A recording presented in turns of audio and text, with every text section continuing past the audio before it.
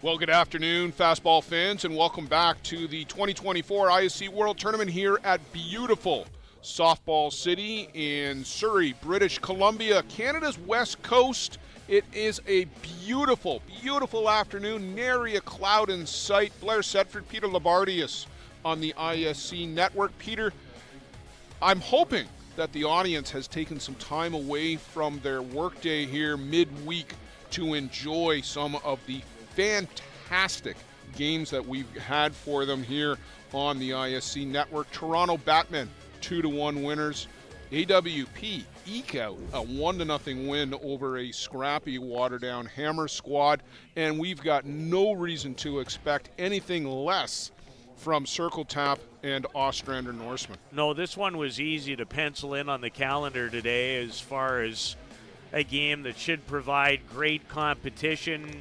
We're going to have an excellent pitching matchup in Devin McCullough for Circle Tap taking on Sammy Villavazzo, who's thrown very, very well in his own right. Only one scuffle-type performance in their only loss against Bear Creek, but I wouldn't say that that one was all on him by any stretch. So it's interesting, Blair, for Circle Tap to be in the game in its own right. They were upended in what would have had to have been considered a bit of an upset in a 2-1 9-inning loss to the Glowworm earlier in the tournament. That's what knocked them down here into the losers bracket. Both of these teams come in with 2-1 records, but both of them dropping their second game. You alluded to the Bear Creek loss for Ostrander, 5-0. Sammy Villavazzo giving way in relief to Julian Fernandez in that one.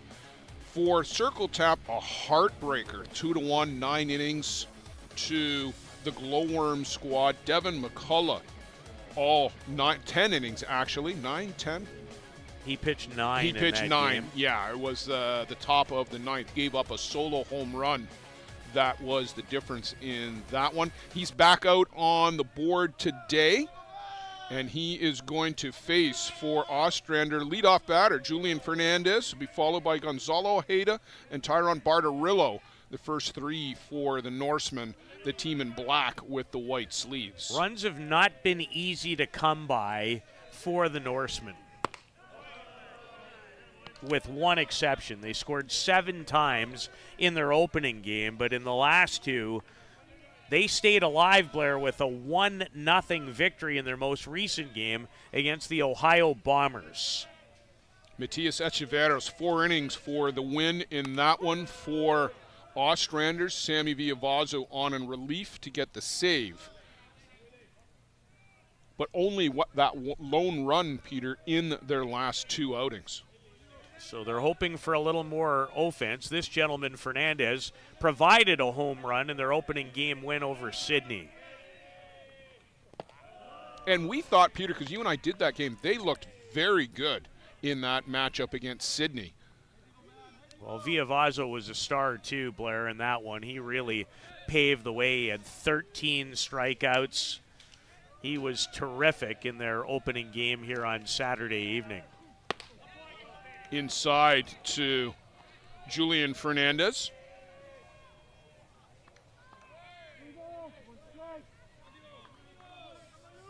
Some real good young talent, Peter, on this Ostrander squad. We've been talking about the Ducharmes all week long when we've had Ostrander. This is the third of their 4 games that we've had on the ISC network.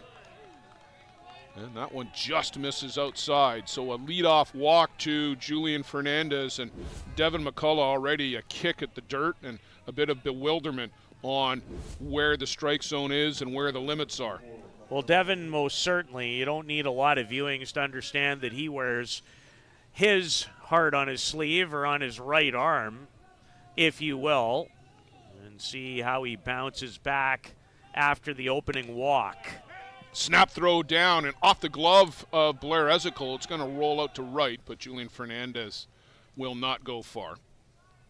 There might have been an opportunity there, but by the time Fernandez, who was looking in the opposite direction when he went back into the bag, Blair found it. I don't think there would have been a real opportunity nonetheless, but you know what? You just got a leadoff walk. You don't need to push it too far right now. Maybe in the 6th or the 7th in a close game you take that chance, but top of the first, let's let the offense work a little bit. Gonzalo Ojeda showing bunt very early. Gonzalo's looking for his first hit, and not just this tournament. In the last two, he was 0 for 5 with the JB Bombers 1 year ago, and he's 0 for 7 so far at Softball City.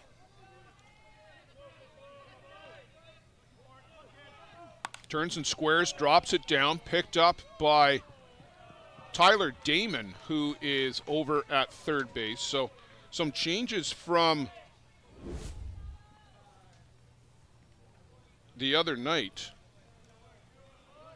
And great to see somebody lay down a quality sacrifice bunt.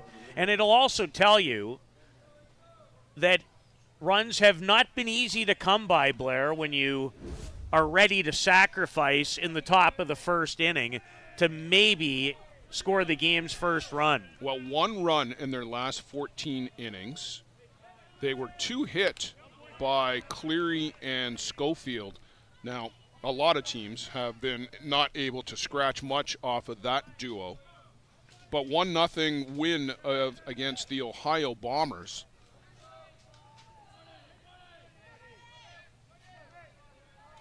So looking for a base hit here from Ty Bartarillo. And this is the guy that you want up right now if you are Ostrander for sure.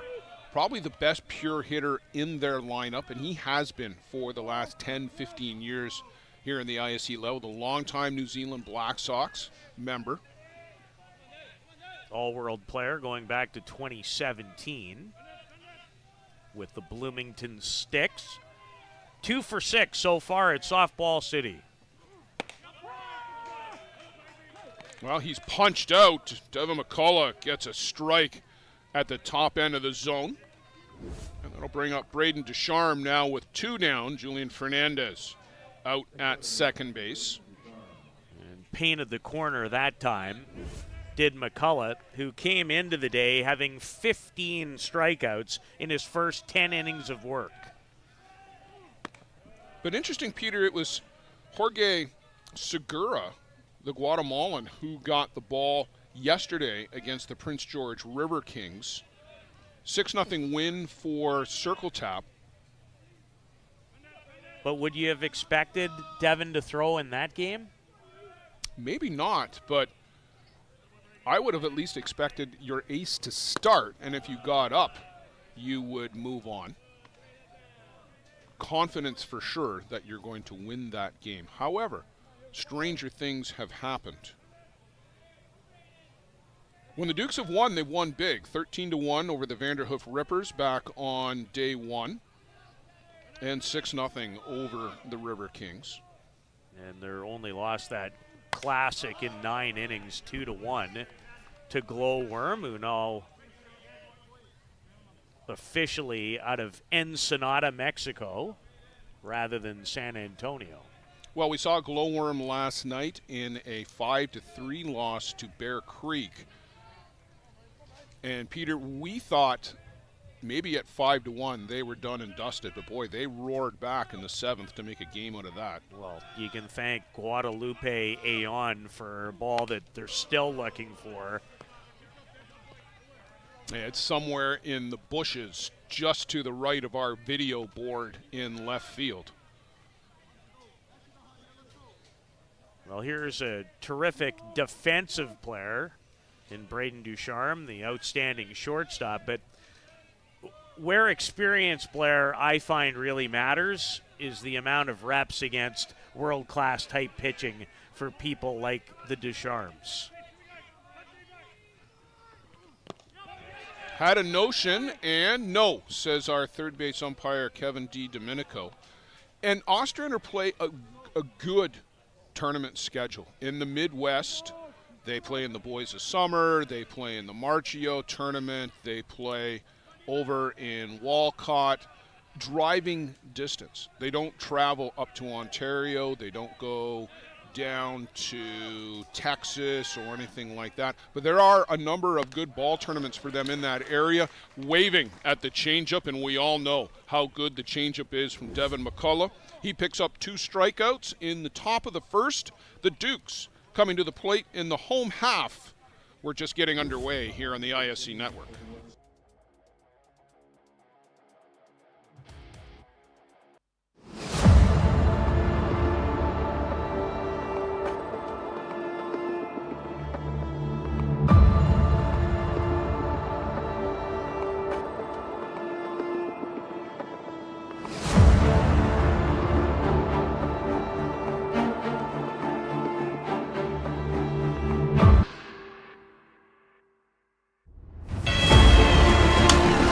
Well hit, deep right field, it's curving. This one, well hit to deep right field this time, and that one is gone.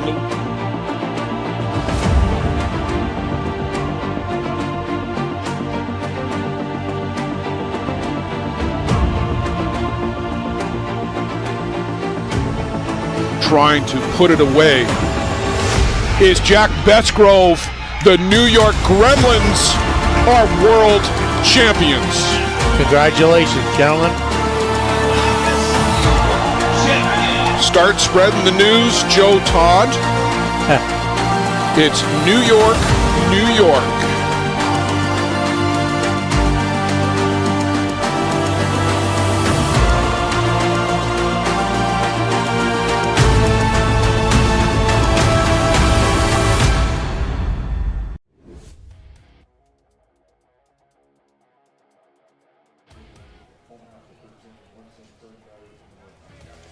Scott Patterson to lead things off for the Circle Tap Dukes here, bottom of the first inning. Patterson came over from the Hill United Chiefs last year. Among the leading hitters for Circle Tap on the season, batting .327. 3 for 11 in this event. He's homered, driven in a run. That came in the large 13-1 triumph over the BC Vanderhoof Rippers. Falls off that first offering from Sammy Villavazo. Sammy went the distance in the 7-1 win over the Sydney Tropics. 3 innings as a starter in the loss to Bear Creek, and then another 3 in relief in the win over Ohio. In total, comes into the day with a 2-1 record in 13 innings, struck out 19, given up 6 runs on 11 hits.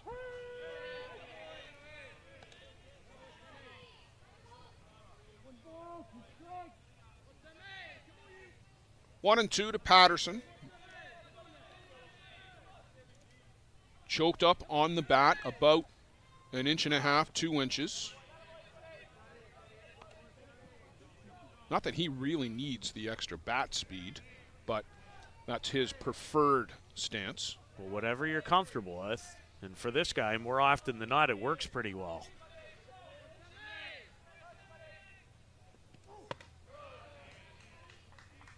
Well, the one thing on night number 1 for Villavazo, reflecting back, he didn't have a lot of deep counts. Now, that was the Sydney, Australia Tropics. These are the Circle Tap Dukes. Yeah, a little bit different step up in class for sure. Hard hit ball through the 5.5 hole, and Scott Patterson will be aboard with a single. Drops the barrel through the zone, and that's a good piece of hitting by Scott Patterson. Exactly what you wanted of your leadoff batter. Saw some pitches, and then gets aboard. Yeah, that was what looked to be off speed, left up. It was more towards the outside of the plate, but Patterson gets through with quick hands for his 4th hit of this ISC World Tournament.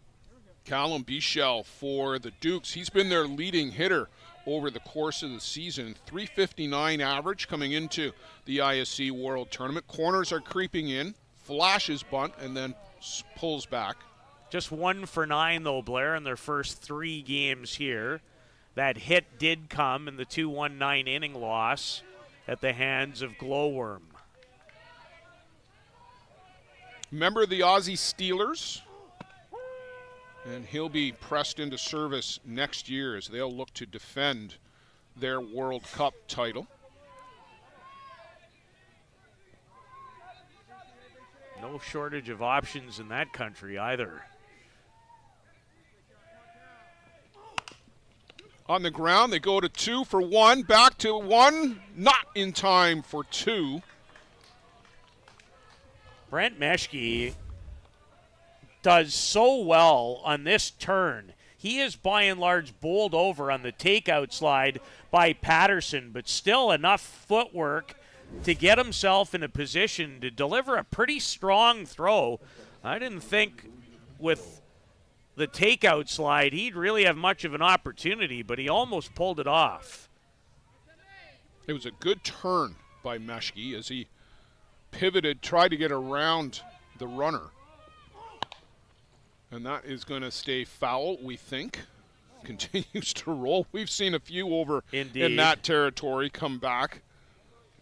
Pinto has just the 2 hits in 10 at-bats, and both of them came in the 13-1 victory over Vanderhoof. Well, this is a guy that can get onto a roll. Tied for the tournament lead in RBIs last year. He and Jonathan Lynch.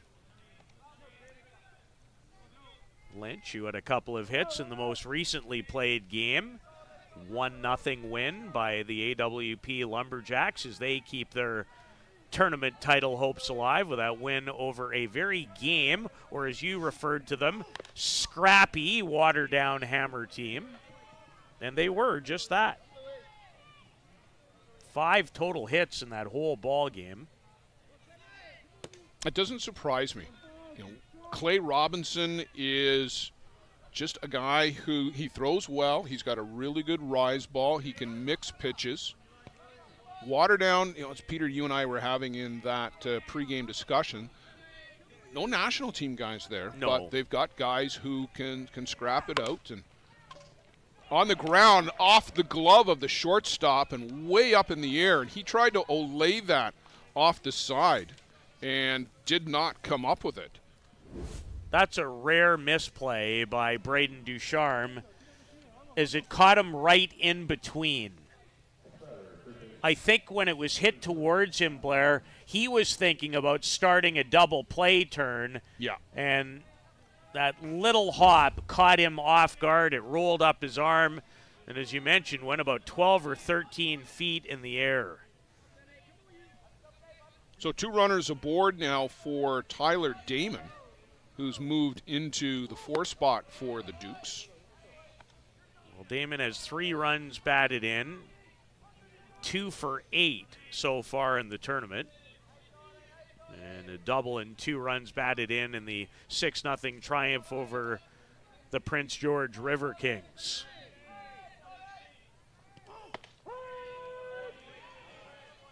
Nods at the called strike.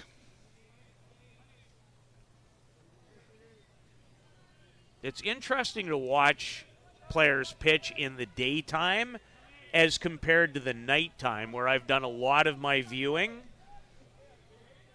It looks different. And there's a vast difference, I find, just visually in what velocity looks like when it gets darker than it does in the middle of the day. Yeah, I think that's absolutely correct. And we talked with some of the Hill United guys this morning as we were coming out of the hotel elevator, and they were going off to batting practice. And they watched the game with Pimentel the other night on the ISC network here. That's up and over the head of the first baseman and into score. Callum Bichot to make it 1-0 for the Dukes. An RBI for Taylor Damon. Well, Damon, a reason he's in that spot, middle type pitch. He pounds it into the ground. It hops over the glove of Tyrone Bartarillo over at first, and he has his 3rd run batted in of this ISC World Tournament, and the Dukes off to a 1-0 lead. So Matt Palazzo to the plate. We've had Matt Palazzo up here a few times, Peter, to join us as either an interview guest, or he's actually done a couple of games with us over the last couple of years. Very knowledgeable, very insightful, as you would well imagine. But the time and the dedication that he puts into studying his craft of hitting is remarkable. Well, no wonder he's so good at it. Veteran player. Has been in the United States program over the years. Played college baseball, transitioned into fast pitch, grew up watching his dad play the game. And there's so many generational stories like that with so many guys. There's the changeup from Villavazo, Matt out in front. By far and away his best pitch, maybe period, early in the game. And if you are the Norsemen, a team that has had trouble scoring runs, you have to limit the damage, even though it's early in the game. Yeah, you want to get out of this inning here. That is foul down the right side, and we've already got some activity in the bullpen for the Ostrander Norsemen. That is Matias Echeverris from Argentina, who is warming up. That's the exciting thing for Argentina. You know, they have the main senior national team players when you think about Madden, Godoy, and Migliavaca, you know, to begin with, Martin Gonzalez. But right underneath you have Signs and the gentleman who's warming up and Juan Pepe. Like, that has to be very exciting because there's other countries who can't speak to that program. They are very deep. Palazzo swings and misses at a drop ball down and away for strike 3. First strikeout of the game, and a much, much needed one, especially with a base runner just 60 feet away from home plate. So Franco Orteado. On the topic of Argentina. 3 home runs in a game for Argentina in the WBSC qualifier. Somebody talked about that being some kind of record for 3 home runs in a game. Yeah, he had a career in one game. I'll have to double check. I think it was against Hong Kong. It might have been against Israel. I know it was versus one of the two.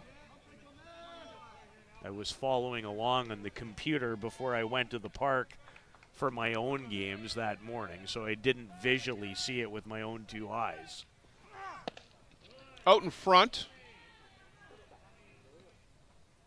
an 0-2 on Orteado.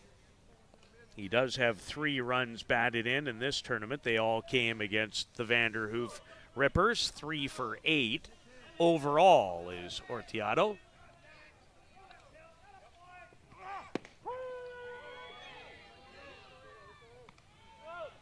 Well, I was misled by the scoreboard. It's now 1-2. Palazzo is in to run for Pinto, the 2-out catcher replacement rule.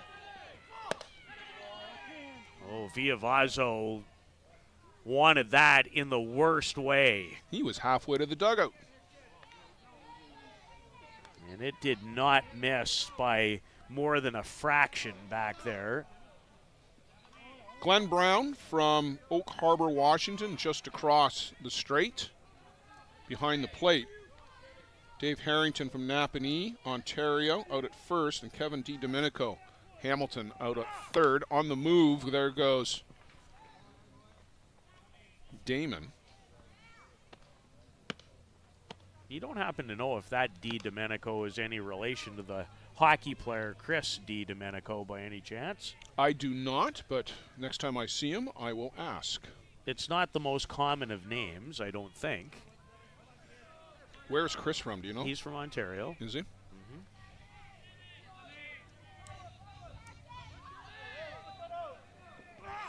Again on the move, and down swinging goes Franco Orteado.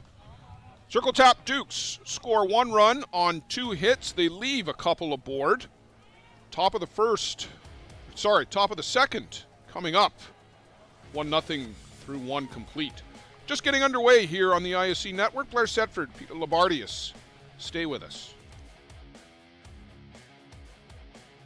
How confident are you in your organization's security posture? If your answer isn't 100%, you're not alone. Most organizations aren't doing enough to protect their data, and they know it. With Armitage Technology, you can stop worrying about IT security issues so you can focus on moving your business forward. Our experienced staff monitor and maintain your IT infrastructure to keep your business running. Visit us at armitagetech.com and make your technology work for your business. He came from Australia with a superstar pedigree.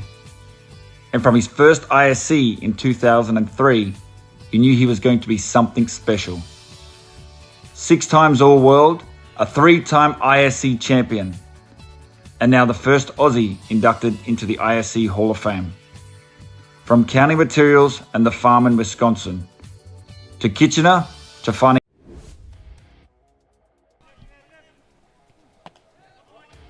And the Hall of Famer is sitting now 2 rows right underneath us, if I'm not mistaken. Yep. The gentleman who was just in our commercial, and great tribute. Yeah, Jeff Goulagon was here this morning watching the Toronto game as well, spending the day at the park with family. First ever player from Australia to be admitted into the ISC Hall of Fame earlier in the event on Sunday morning at the Hall of Fame breakfast. The first with many to come from Australia. Peter, we got a shot at this one, you and I. You might have to get your glove. No thanks. And turning your back on the foul balls is not a good idea for the young lass in the 3rd or 4th row down. That's some of our scorekeepers, actually, from Denmark, Wisconsin area. They should probably know better. That's a good way to wear one in the back of the shoulder. And they hurt.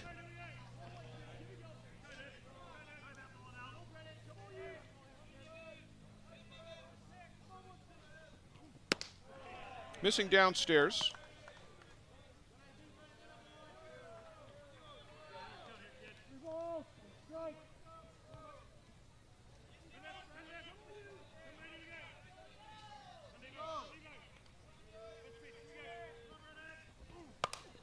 And that one is punched through the 3.5 hole in between Blair Ezekiel and Matthew Harrow.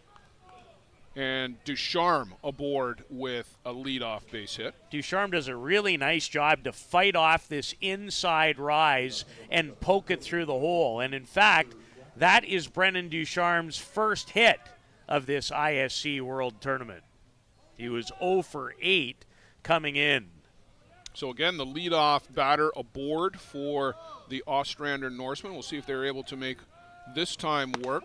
Showing bunt again, Spencer Yackel at the dish. Yackel, the center fielder from Shoreview, Minnesota. He was a second-team All-Star at the U.S. Nationals, or the ASAs, as they can be more known. That one goes foul. Spencer 1 for 7 at Softball City. His lone hit came in the 1-0 victory over the Ohio Bombers that allowed them to advance into this game.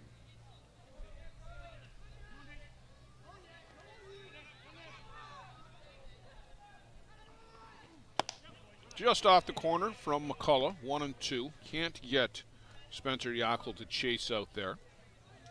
Blair, as a former player yourself at a good level, how important might it be to not get all messed up with all the extra motion that McCullough uses?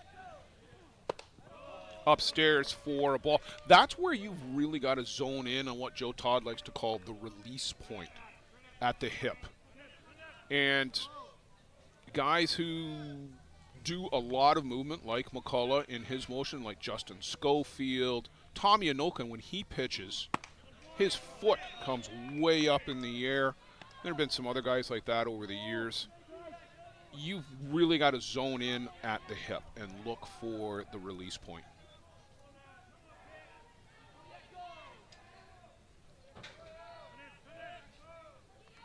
Only seen the one changeup so far from McCullough.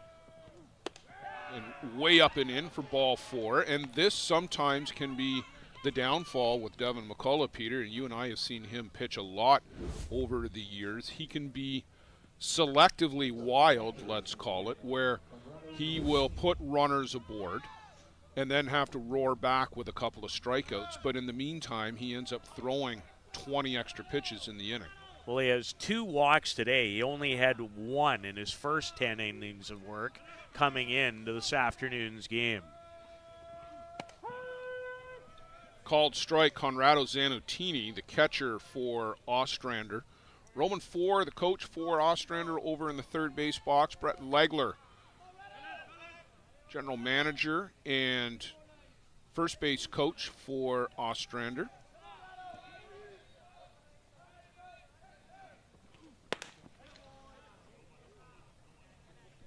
Luiger Pinto, who likes to throw the ball, bluffed.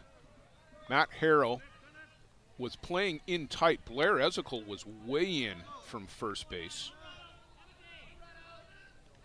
This would be a nice spot if you're the Norsemen for Zanutini's first hit of the tournament. He's 0 for 8. And I think that's probably one reason why they're asking a lot of guys already with the short game. That really, as a batter, forces you to get zeroed right in on the ball, the importance of meeting the ball with the bat.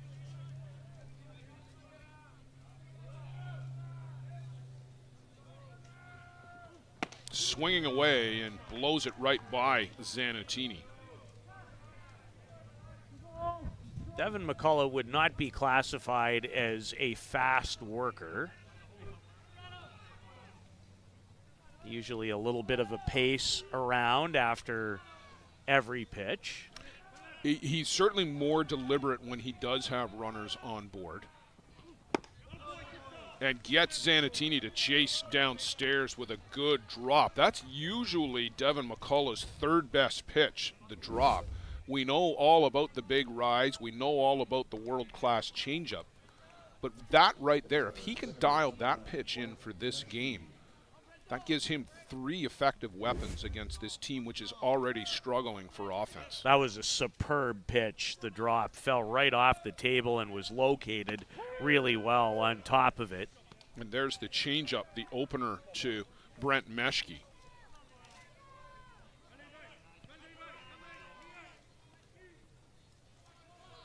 Meshke was a second-team All-Star at the U.S. National Championships that occurred just prior to this event, the weekend before this one started, which opened last Saturday, and will conclude this Saturday with the championship final, slated for 6 o'clock Pacific time. 0-2 to Meshke.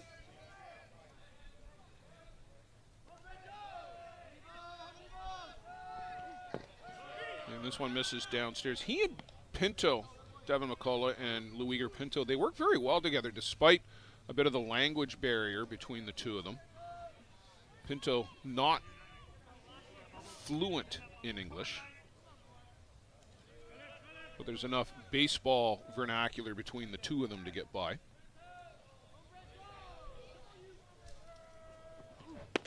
Chases over the top, and again, a real good drop for a swinging third strike. A very similar pitch to the one that he just struck out Conrado Zanutini with. This time it is Meshke who goes down on strikes, and he is from Lake Crystal, Minnesota, which I believe is the home of this team. It is the home of the Ostrander Norsemen. They will effectively be the host team next year in North Mankato for the 2025 ISC World Tournament. Slightly different dates. Those were confirmed and ratified by the ISC Board of Directors yesterday morning in the annual board meeting. July 26th to August 2nd for the 2025 ISC World Tournament. Why is it early, Blair, you ask? Because of the World Games, where men's fast pitch will be a feature event, and 8 teams from around the world, national teams from around the world, will be involved in that tournament. Players from Canada, the U.S., Australia, New Zealand, Argentina, Venezuela, possibly the Czech Republic are all expected to be involved. And that's going to be anywhere from 50 to 75 of the top players not being available for the ISC World Tournament. We want those players in our tournament. This is the world's best club team tournament. There's never been much of an argument for that.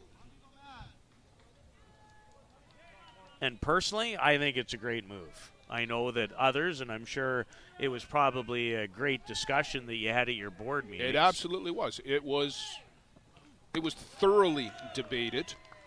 All sides of the question were examined. And the decision that was announced previously in conjunction with USA Softball, who are also moving up their event, the USA Nationals, of which you just spoke of.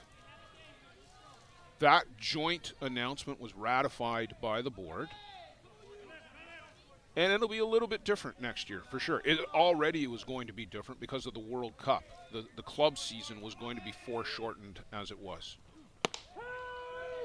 Called strike at the top of the zone to the 9-batter, Tom Check, the designated player today. He's previously been out in left field, and Julian Fernandez has been the DP, but they swap positions today. Now, that may just be on paper. I want to take a closer look and see if that is Tom Check out in left field. There are things you can do by listing a certain player as a DP that would help Julian Fernandez potentially come into the game later as a pitcher. Well, Tom Check would like to have that swing back up in his eyes.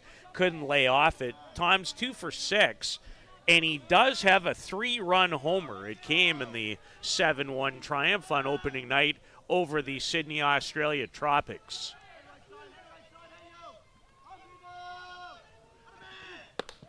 Called strike 3. Down goes Tom Check. Devin McCullough, a couple of runners aboard on a single and a walk, and roars back to strike out the next 3 in a row. 5 already on the afternoon for McCullough. Ostrander-Stranda pair will go to the bottom of the second inning. Circle tap Dukes looking to add to this 1-0 lead.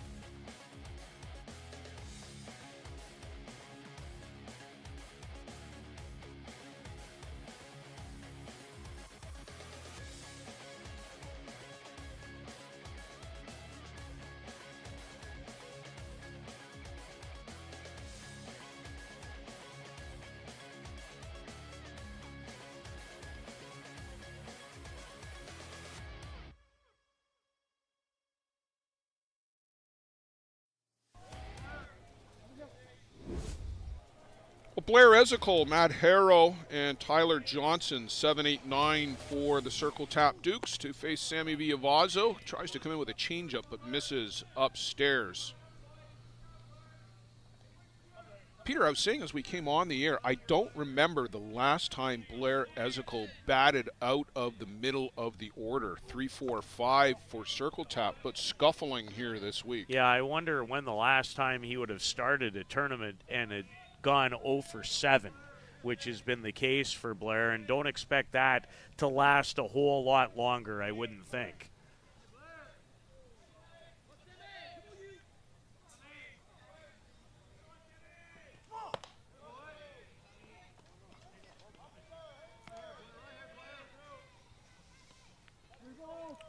Well, he's off to a 3-0 count. I can't imagine swinging, as Semi Villavazo hasn't been especially close here on any of these 3 pitches.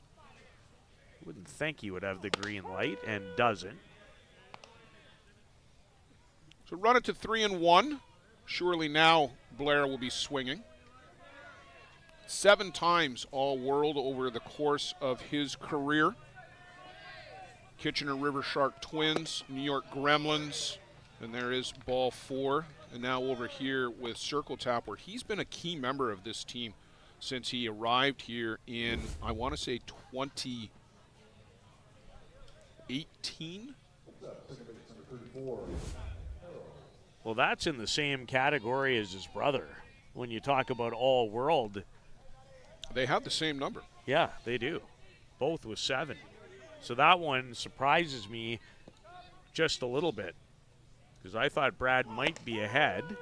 I knew this guy certainly had some great years. I didn't quite realize it was to that extent. Blair, the older brother, by, I want to say, 3 years. He's, if not 40, closing in on it. Harrow drops down a beauty of a bunt. He's got wheels. And off the bag, I wondered whether that was going to be the case because he had to sprawl for it and lost contact with the bag. We'll see it here on the replay in a moment. Well, Matt Harrow, the Australian. Meshke, you see him pulled off the bag with the throw because he went down to one knee. If we can get to it one more time. There. You see the left leg breaks contact with the bag. Well, that can lend itself to a big inning. Really nice bunt laid down by Matthew Harrow, who I believe is Lang Harrow's son. He absolutely is. Can you meet a nicer man than Lang Harrow? I haven't met many in my time around the game. Just a super person. He is awesome. Canadian roots, but has been in Australia for virtually his whole life, but has never forgotten the Aussie Steelers connection with Milverton, Ontario. This is upstairs to Johnson, in and out of the glove of Zanatini, and Blair Ezekiel. Fastball IQ, just sees that ball get away from Zanatini for a millisecond, and both he and Harrow advanced 60 feet. Yeah, it didn't lay there very long, did it? And that's well described. That is great softball IQ. Tyler Johnson, USA national team player. Just misses inside. And here's a guy who has really scratched and clawed and forced his way onto the national team. Local product from that Green Bay, Denmark area.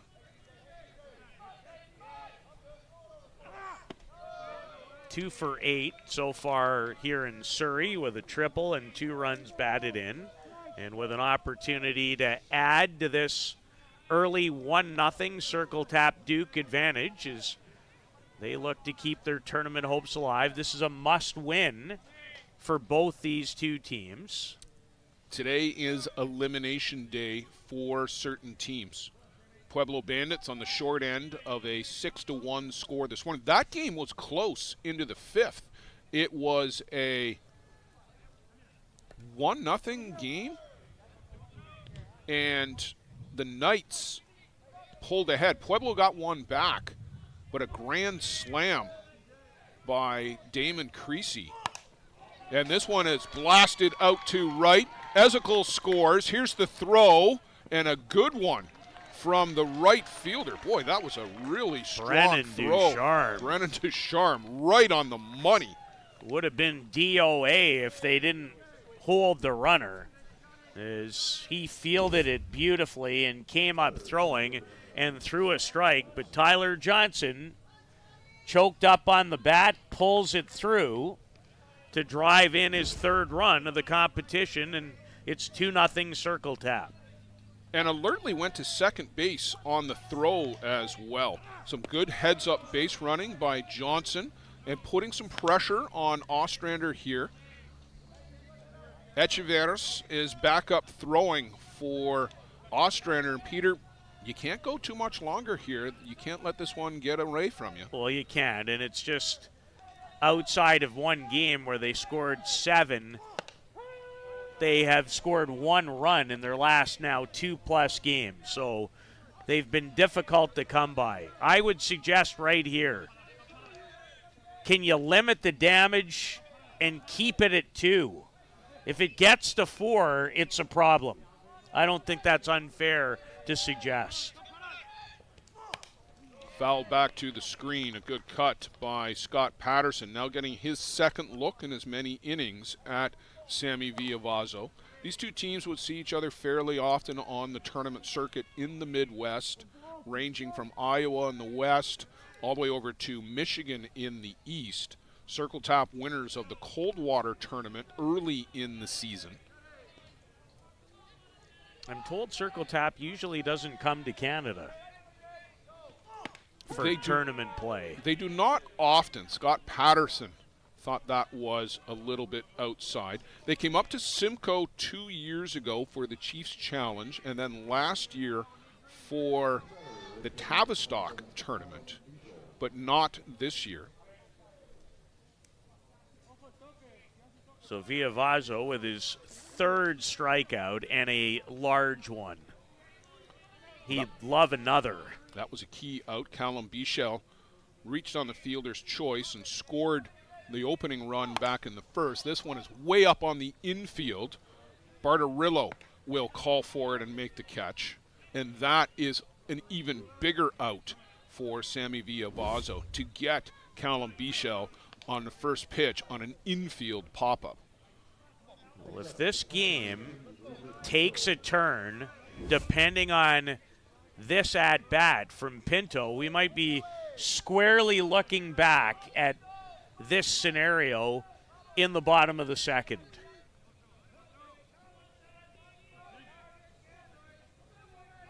Tough choices here. Do you try to pitch around Pinto? Came right after him with that pitch and fouled straight back to the screen, and take your chances with Tyler Damon, but he's already got an RBI single in the first. 2-0 Dukes and threatening to add to it. Well, Villavazo with a big strikeout gets the pop-up. This would boost the entire dugout if they can get out of this spot with only giving up 1. Well off the plate. 1 ball, 1 strike.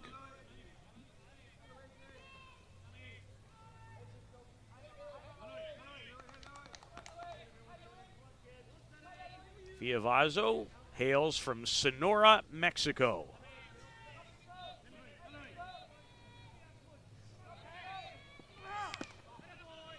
Foul tip right into the glove. And that was the changeup. And a good one. Nice location. Pinto did get, as you mentioned, Blair, just a little piece. Now at 1-2, where does he go next? You know who's trying to look in to see is Tyler Johnson out at second base. Hard hit on the ground. It's knocked down by the shortstop. Can't do anything with it. Ducharme made a great play just to knock that down, keep it on the infield, and saved a run momentarily at least. But a hard hit ball by Luiger Pinto, an RBI, another run in for the Circle Tap Dukes. They increase the lead. And I don't know how much further you go here with Sammy Villavazo. You think second time through, you've got to start looking at a change. And Pinto did a really nice job, Blair. That was a good pitch. Was absolutely in a good location. He had to reach out and pull it, which you generally don't recommend on outside pitches to anybody, whether you're right-handed or left-handed, but he was able to do it effectively enough, and he made a great point. Saving a run was Ducharme, who I thought just for a fraction was going to keep it in his glove, and if he would have had a chance to make that play too. Yeah, it would have been a bang-bang play at first, although that kid has got a real strong home over there with a great release, too. Called a strike to Tyler Damon. Well, Damon cashed in the first circle tap run in the bottom of the first and is having himself a fairly productive tournament now with 3 hits and up to 3 runs batted in. This one is lifted up. Calling for it is the third baseman. He'll put that away. Gonzalo Ojeda for the final out of the inning. But the Dukes tack on 2 more. Now a 3-0 lead through 2 complete. Circle tap out in front.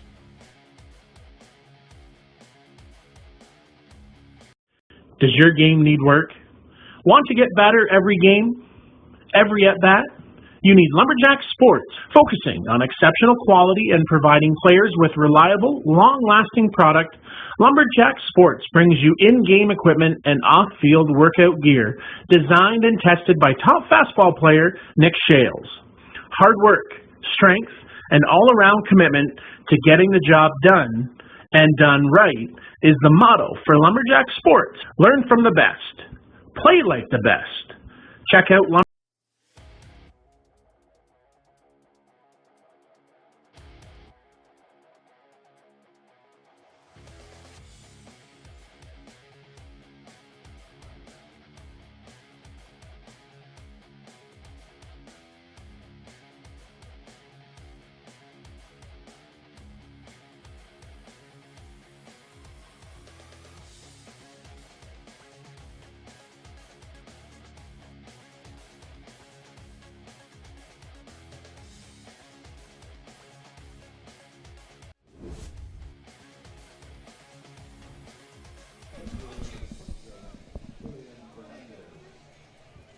Julian Fernandez back to the top of the shop for Ostrander. They've had some base runners, but haven't been able to cash in for a run. 3 of them by way of walk. Circle tap Dukes, on the other hand, have done exactly that with some opportune hitting and picked up this 3-0 lead. Bleeder on the infield, scooped up and handled easily by the shortstop, and that's a good-looking play, Peter. Not as easy as he made it look. Orteado. No, got a lot on the throw. Goes off the side and then zips it, almost sidearm submarine-like by Orteado.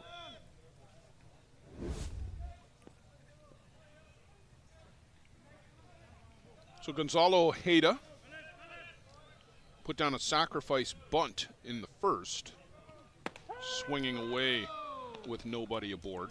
And he loved nothing more than his first hit of the competition. It'd be his first in 2 years at an ISC World Tournament, which almost shocks me, to be frank. This guy's a pretty good player. He didn't get a ton of playing time with JB last year. I wouldn't have the number of at-bats that he had directly in hand. 5. There you go. I knew you'd have it in your notes.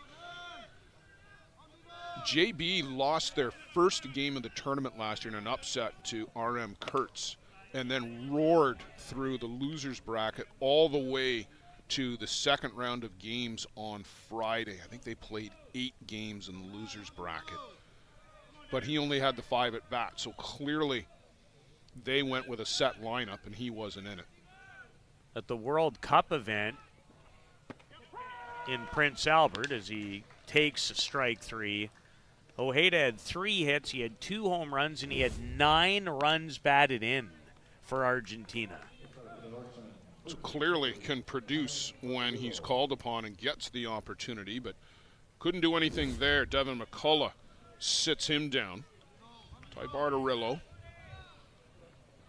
And for circle tap, this is the type of situation you want Bartarillo batting in, where there's nobody aboard and he can't really do any damage. The worst he can do is to hit a solo home run. I believe Bartarillo's 39 years of age.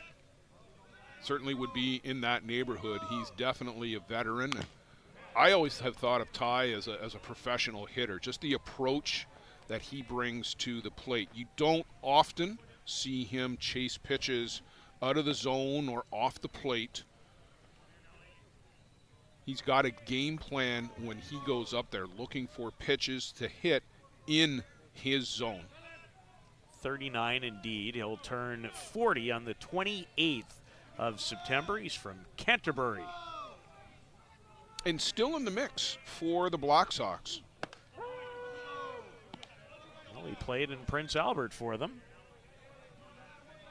And that was the question that was asked after the debacle, and I don't think it's fair to call it anything other than the debacle in 2022 in the seat of New Zealand softball at Rose Park in Auckland. Did they need to go younger? But they've still got Wayne Laulu and Ty Bartarillo in the mix with some youngsters. But that program needs to transition to those younger players. But you also still need the productivity that you get from guys like Bartarillo and Laulu. It's a real conundrum that Thomas McKee has got there. Well, they made no bones about it. In fact, at the opening day press conference in Prince Albert, I asked the hard question about how difficult that was in that country in 2022, and it hurt them bad. That is what Thomas Mackey has said. He was called into that position in order to help turn things around, and they had a good showing in Prince Albert. And Blair, you've coached, been around coaches my whole life.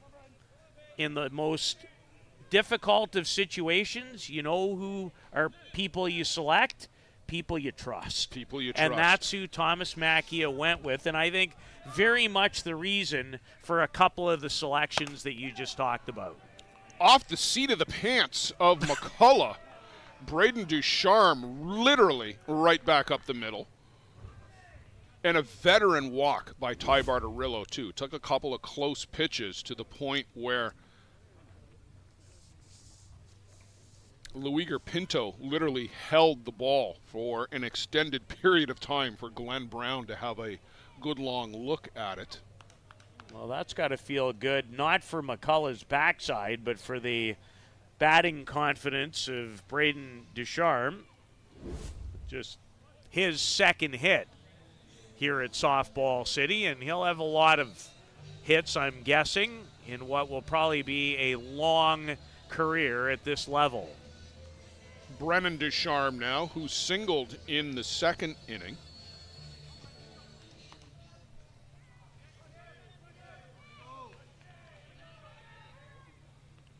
Just flip the order a little bit. Bartarillo was batting fifth previously. Braden and Brennan were 3 and 4. Bartarillo up to the 3 spot. Braden moves down 1, as does Brennan.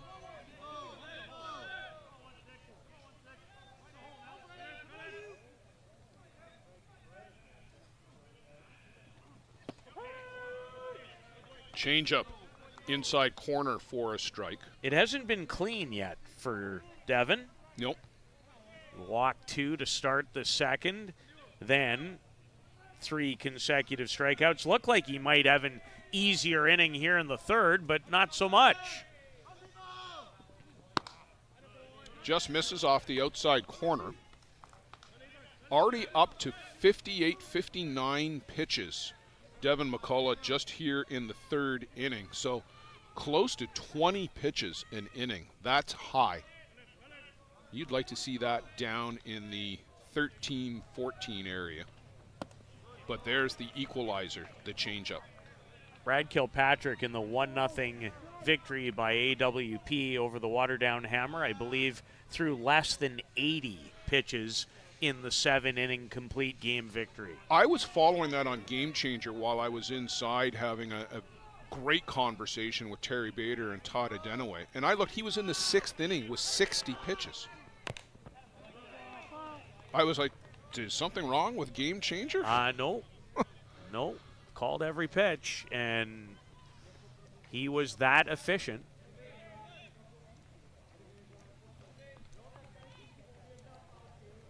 Two balls, two strikes, two out, two runners aboard. We're in the top of the third inning. Ostrander Norsemen threatening, but runs have been hard to come by for the Norsemen in their last two outings. That one misses down low, so a full count. Devon has really been able to bear down early in the game, but I think it's fair to suggest he's not in the rhythm yet that he'd really like to be in. Yeah, completely agree. And there's ball 4. That's not the end of the world. Yes, the bases are loaded, but you didn't need to give in to Brennan Descharme there.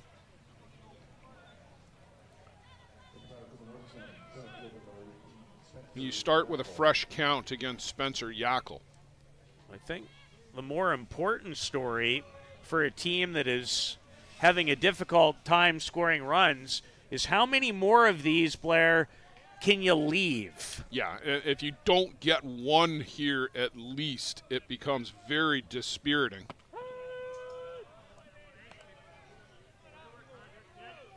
Devin McCullough, the most valuable pitcher in the 2021 ISC World Tournament with the Hill United Chiefs.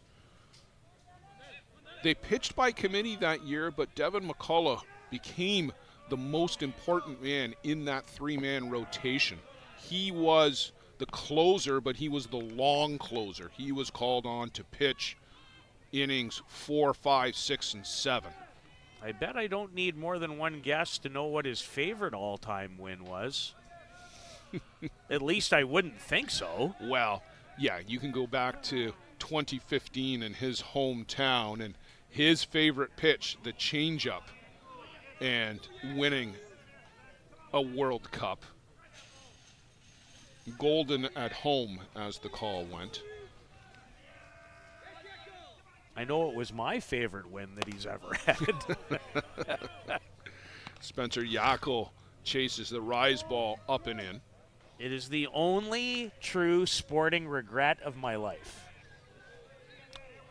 In your hometown that you were not there. Yes. I remember when you and I talked about that last year. I was almost shocked that you weren't present, at least in the stadium. Called strike 3. Yackel can't get the bat off the shoulder. You can't put that call in the hands of the umpire. You've got to at least offer at it. Not with the bases loaded, not when your team is struggling for runs. Devin McCullough loads the bases with 2 out and then gets a big strikeout to end the inning.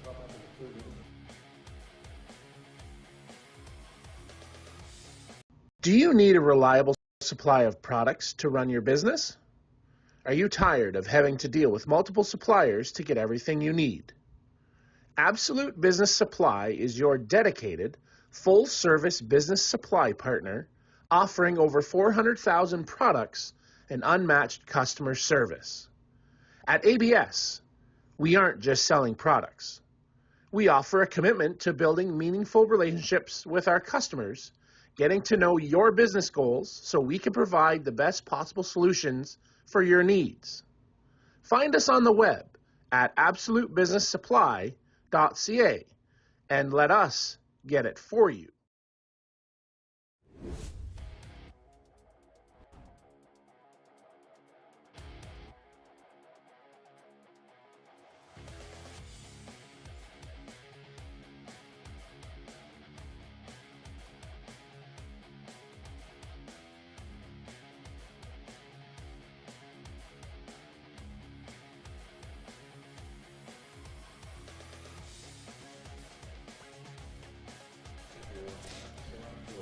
Well, Matt Palazzo would lead things off for the Circle Tap Dukes. And Peter, this game right now is a tale of two teams, one of which has capitalized on its opportunities as this one almost hits the mascot. Look out.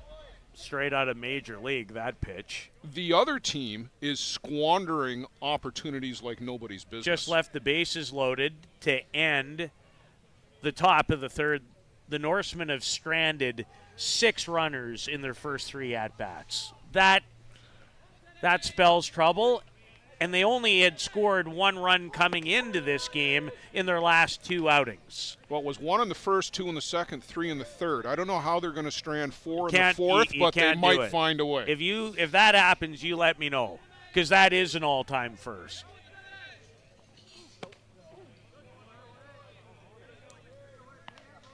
Sammy Villavazo back out here for the Norsemen in the bottom of the 3rd inning. Matthias Echeverris has been warming up off and on throughout. And this one is flared out to left, and going a long way and making a real nice play out there is the shortstop, Braden Ducharme. Peter, he goes a dozen or more steps out onto the grass to track this one down. I've really enjoyed watching a number of the young shortstops, and this guy might be right at the top of my list. He goes back a long, long way to make that play to start the bottom of the 3rd inning. And if you are the Norsemen, you have got to start putting up a couple of zeros along the way as well, even though we're focusing, and correctly so, on them stranding runners. You need a 0 too. Yeah, you've got to put up a 0 here for at least this inning and probably the rest of the way, and try and scratch and claw your way back into it. Orteado to the dish.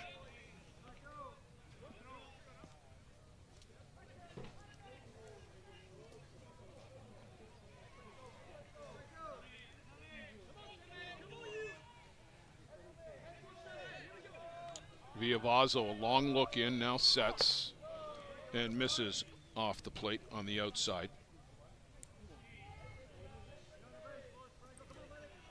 Orteado, you mentioned that 3-run home run game at the WBSC group event, and it came against Hong Kong. This one is a home run in an elevator shaft, straight up the grain silo, to mix metaphors. There aren't many of those left. No, there's not. Unfortunately, I love them, being from the part of the world I'm from. But there are many that no longer exist in small farming communities. There was a time when they dotted the landscape all across the prairies. Blair Ezekiel, first pitch, fouls that off to Matt Harrow. Picks that up on deck, actually.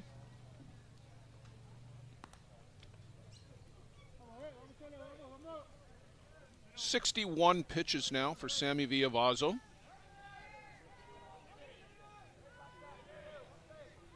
Five hits, 3 runs for the Dukes. Oh, a hot shot down to third, picked up and fired across. That's a good play there by Gonzalo Ojeda, just to get a glove on it. Oh, wow. Did that get on him in a hurry, and his ability to stay with it and make the play was superb.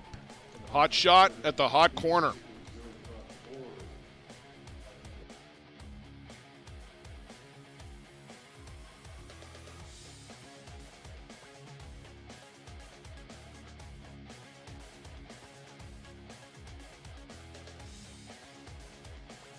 The annual Boys of Summer tournament is held every July at the Circle Tap Bar and Grill in Denmark, Wisconsin. We host some of the top teams in the game at one of the best venues in softball. The atmosphere of old-time fast pitch with all of the amenities of a full-service bar and grill in the grounds can't be beat. Reduced-rate hotels about 10 minutes from the park are available in Green Bay. To bring your team to the annual Boys of Summer tournament next July, contact Dean Kane at deankane16@gmail.com. Thanks to Circle Tap for their support of the broadcast. For the best Bear Tent banter on the airwaves, listen to Dust Up with Hilly and Lolly.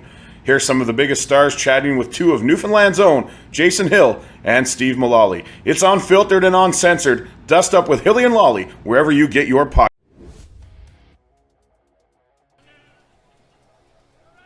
Conrado, Zanotini, Brent Meshke, Tom Check, 7, 8, 9.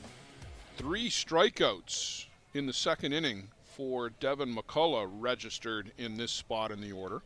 Well, Devin has not had his best day or best stuff, but when he has needed to come through, he has more than come through. Well, he's got 7 strikeouts through 3 innings complete. But there have been a lot of base runners scattered amongst that, too. Yeah, the Norsemen have stranded 6, including leaving the bases loaded in the top of the third. But they do register a 1-2-3 inning and take nothing away from the wonderful defensive work at third by Gonzalo Ojeda, who takes away a hit from Blair Ezekiel. There's the change again, and when it is dialed in, I would suggest, Blair, wouldn't it be as good as anyone's? I'm trying to think of a better one. I really can't. I mean, we know who's got great ones. Sean Cleary has got an outstanding changeup. Jack Besgrove can mix his in. Roman Godoy has an exceptional changeup. Migliavaca has pretty good change. He's got several. Marco Diaz even throws a very effective changeup, too. Called strike 3. Down goes Conrado Zanatini. He was taken by surprise on that call.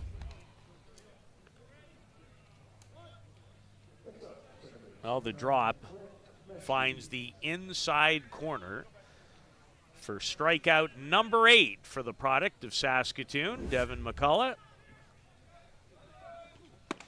A lot of Saskatoon this afternoon. There's a couple of players on the watered-down Hammer team, Jordy Gagnon and Jordan Hudson. Continues to be a hotbed for men's fast-pitch softball, fastball. They've got a great league there. They'll send a couple of teams to the, well, more than that likely, because they're hosting the Senior Men's Canadian Championship this year. I haven't seen yet how many teams are expecting to have at that championship.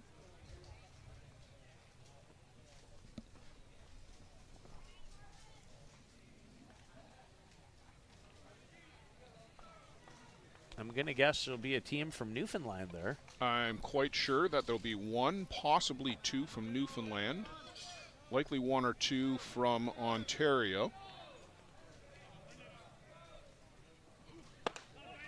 Just off the outside corner. Count on minimum 2 from Saskatoon and maybe more. The Saskatoon Jacks, I'm not sure if they'll participate, but they're an interesting, very young, up-and-coming type team. They've got some good young athletes. Yeah, my understanding is they were put together purpose-built for the Canadians.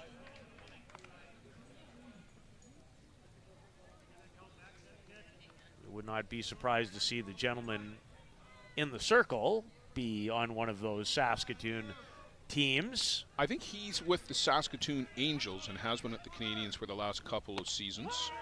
Called strike 3 and a pair of backwards Ks for Devin McCullough as he gets Zanatini and now Brent Mechke. Well, that was the interesting part about that last inning. A pitcher of this prowess, at some point, if you let him off the hook enough, he's going to find his rhythm. Yeah, he'll get dialed in fully. He's picking up the strikeouts.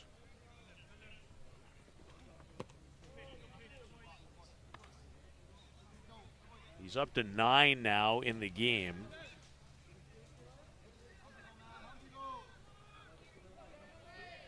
He had 14 in the 9-inning loss to Glowworm. The changeup, but it got away from him a little bit, just missed the release point and floated it in over the head of the 9-batter, the designated player, Tom Check. 5 of those 9 so far, Peter, have come against these bottom 3 in the order for Ostrander.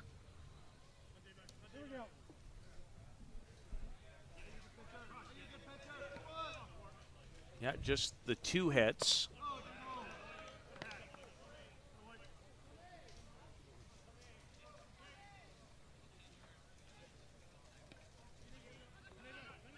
After today, are we not down to 12 in contention for the title? My silence means I'm thinking, as this one is flared out to the left, and a good base hit there by Tom Check as he recovers from the strikeout the last time to just knock something the opposite way. That's Tom's third hit here at Softball City. He's homered, had a 3-run shot in the 7-1 triumph on day one over the Sydney, Australia Tropics. He hit that ball that night a long way, late in the game to put it away. So top of the shop, Julian Fernandez, upstairs, ball one. And to answer your question, yes, we will be down to 12 teams in the ISC World Tournament at the completion of this game. Earlier this morning, Kegel Black Knights knocked out the Pueblo Bandits, 6-1 score. That game was close until late when Damon Creasy salted it away with a grand slam for Kegel. In an outstanding game, Toronto Batmen, extra innings, 8 innings, 2-1 winners over STK. The BC team, STK, rallied to tie it in the 7th. Toronto scratched out another run in the 8th. All the runs coming late in that game, in the 6th, the 7th, and the 8th collectively. Cody Skelton with a huge hit, a game-winning hit. Game-winning hit, an RBI triple after Alejandro Villalobos had smashed one, and if not for the width of the yellow fence top pipe, might have gone out. It couldn't have been much closer. And there's even a spot, if we were to show you, where the piping, maybe that's where it hit. Do you see the spot there's that a looks, little bit of a hump back it's a there. little hump back that's uneven. I think that's exactly where that ball hit. It may well have. On the move is Check, headfirst slide, uncontested, stolen base because it was strike 3 called on Julian Fernandez. So he's got a face full of dust, all for naught. And I'm wondering, was it strike 3 called, or was he called out for leadoffs? I thought it was strike 3 called. I thought so too, but in either... Devin McCullough. Not quite a clean inning, but closer than he's had previously. The Dukes coming back up to the plate, home half of the 4th, looking to build on this 3-0 lead.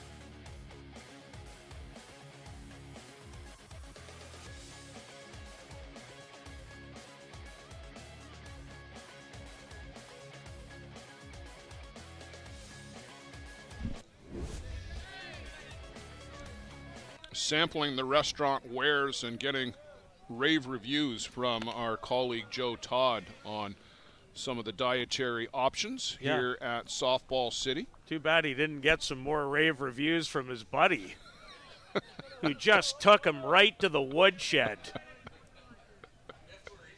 Joe, I don't care if you have 9 more meals. You go ahead. I'm right here with you.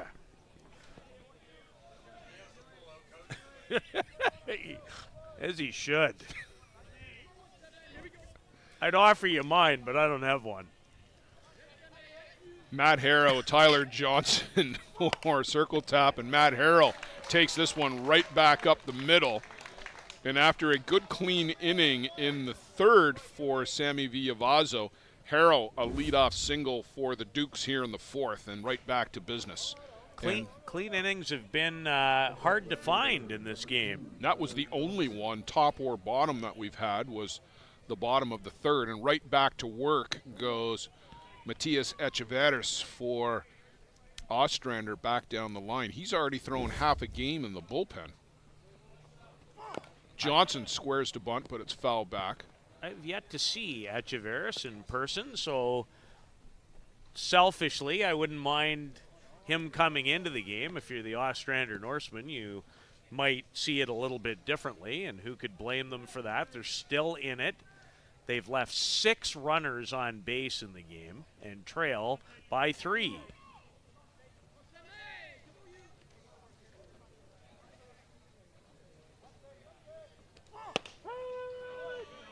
Called strike on Johnson, who's just asking if that's the limit for the inside corner. 0-2. Johnson an RBI single in the second.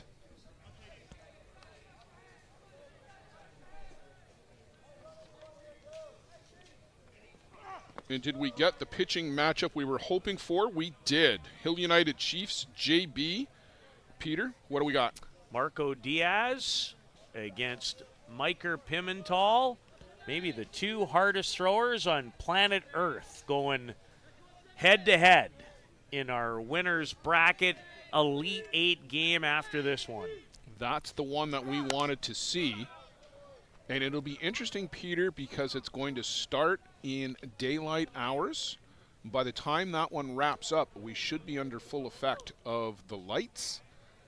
And I'm wondering how that is going to play out. Do you get good looks early, and does that change as you get under the lights? Well, it will be something that Mr. Todd and I will talk about as that game goes along.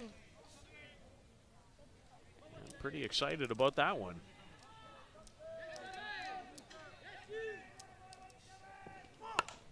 Johnson punches this out to center on the run. A good grab out there by the center fielder, Spencer Yackel, as he had to come in a dozen or so steps.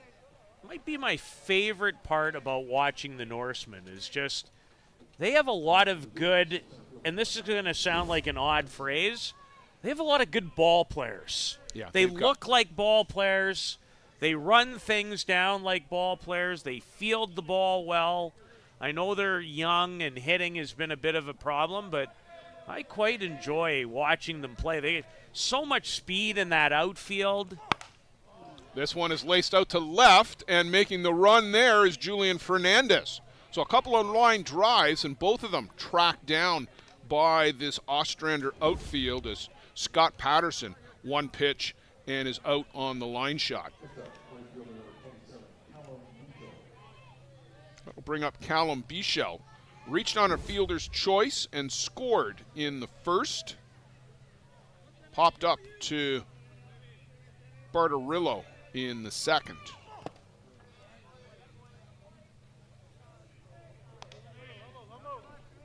Bichel with 1 hit so far in his 11 official at-bats. The game somewhat comfortable, but not in the bank. And he was their leading hitter, Peter, coming into the World Tournament on the season. 357 or thereabouts. And Joe and I remarked earlier in the week when we had Circle Tap on, this is one of their best hitting lineups that they've had in years. Offense traditionally has been something where the Dukes have struggled. They're not a giant run-producing machine like the Gremlins, and never have been, like the Gremlins or the Chiefs or some others who have been able to pile on runs. But Bichel picks up his second hit, drives that one out to left base in the 5.5 hole. And that's what you expect from Callum Bichel. He's not up there to hit home runs. He's up there to hit singles and doubles. Great stroke. Viavazo pitch was down, and Bichel went down and got it and drove it, showed quality quick hands. And the Dukes have something brewing again here in the bottom of the fourth. This is the guy that you'd like to see producing with home runs. He's already got an RBI single here. Reached on an error as well. Off balance. He does not have a run batted in. Or he does now. He has his first today. He did not have one in their first 3 games.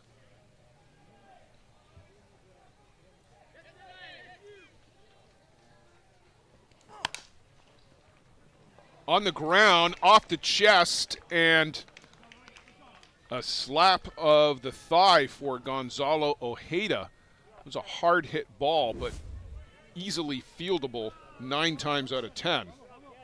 Well, easily fieldable, except how quickly the ball went from, as an infielder, you're very much taught to stay down. But that last little hop jumps right from, the bottom of your feet into the middle of your, diaphragm area, if you will. That's not an easy play to react to. I know it's going to be scored an error, and almost has to be, but... Big spot here for Tyler Damon. RBI single in the first. Bases loaded now in the fourth. And a chance for the Dukes to break this open. And a great trade, too, with the 2-out catcher rule. Scott Patterson will come back out to run for Luiger Pinto. And that's a trade you'll make every day of the week and twice on Sunday. Well, if you're the Dukes, you want to blow this open. Right down the middle from Villavazo for a called strike. Damon has his 3rd run batted in of the tournament. He drove in their first run in the bottom half of the first inning.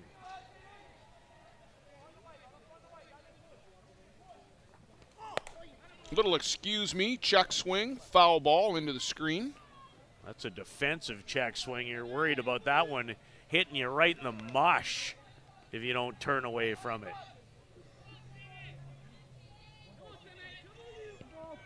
7 hits now for the Dukes. Threatening here in the fourth to break this wide open.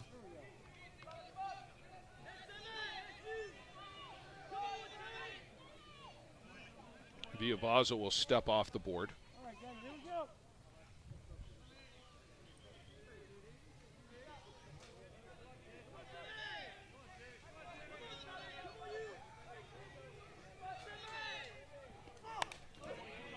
Straight back to the screen. Tyler Damon did not miss that by much. Ooh, he had a quality rip at that, didn't he? Looked like a rise that Villavazo left in the middle of the plate, and he took a big-time whack at it. So 1 ball, 2 strikes. Matt Harrow's out at third. Callum Bichel at second. Luiger Pinto, and running for him is Scott Patterson, and this one is lined foul, actually off the post. Might have a dent on it now. Yeah, if I'm the umpire, I'm checking that before I let it remain in play, and it doesn't look like they're going to do it. That might be completely lopsided on its way towards home plate now. Yeah, you'd like somebody to go have a look at that one. These K-Masters are pretty durable. They've got a polycore, or sorry, they're a cork, polycore? I think they're a polycore in them.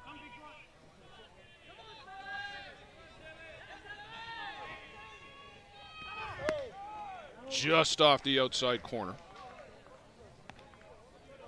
And now you've got runners on the move with a full count. So if a ball went anywhere near a gap, it might clear the bags. And Patterson, you mentioned the upgrade in the running situation, could most certainly score from first. Change up. Half pulled the trigger, but it was half-hearted at best, and a great pitch from Sammy Villavazo to get out of it. Boy, that might give them a little bit of life, Peter, but it certainly, for now, keeps this game in touch. Yeah, a hit of any nature right there probably almost seals the deal.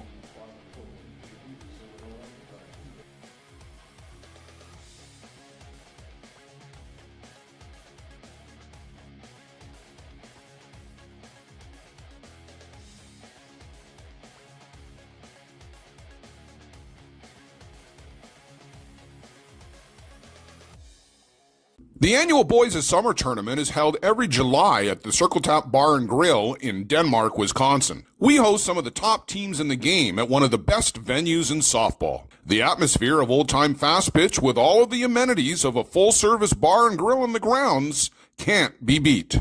Reduced-rate hotels about 10 minutes from the park are available in Green Bay. To bring your team to the annual Boys of Summer tournament next July, contact Dean Kane at deankane16@gmail.com. Thanks to Circle Tap for their support of the broadcast program.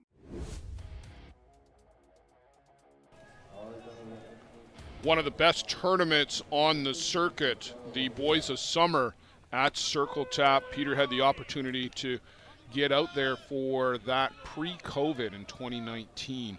And just a terrific experience. And, of course, we were there for the ISC World Tournament later that summer, as well as just last year, 2023. And the next time we venture into that neck of the woods, I hope you're with us. It is something to see. Yeah, that would be fantastic. I've never attended an ISC World Tournament outside of Canada. So it would be great to have an opportunity to do that and continue to be involved in this program. Devin McCullough in for a strike.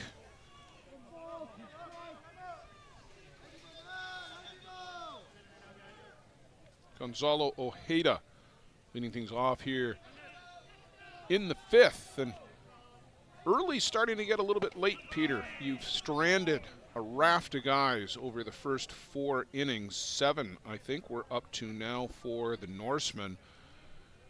If you don't go on to win this one, you can't say you didn't have your chances. No, you certainly can't, and their best opportunity is when they loaded the bases in the third, and McCullough got out of it with a strikeout on Spencer Yackel, and it was looking. Well, down on strikes goes Gonzalo Ojeda. 11 by my count. Mine as well.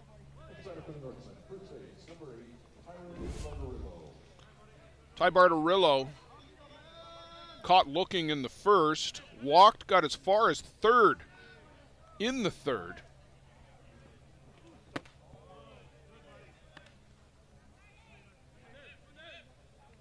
Remember when I get a chance, and we will here in maybe a second or two, but we'll finish the batter, and then I want to throw a question out at you to maybe start a bit of a discussion about this Norsemen team. Well, I can sense that this is going to lead me nowhere but into trouble. No, I don't do that to you. That's not very nice. No, I tend to get into enough trouble on my own. No, it will have. You wouldn't even be guessing at that response as to where I might be going. But we'll leave the 39-year-old before I ask the question.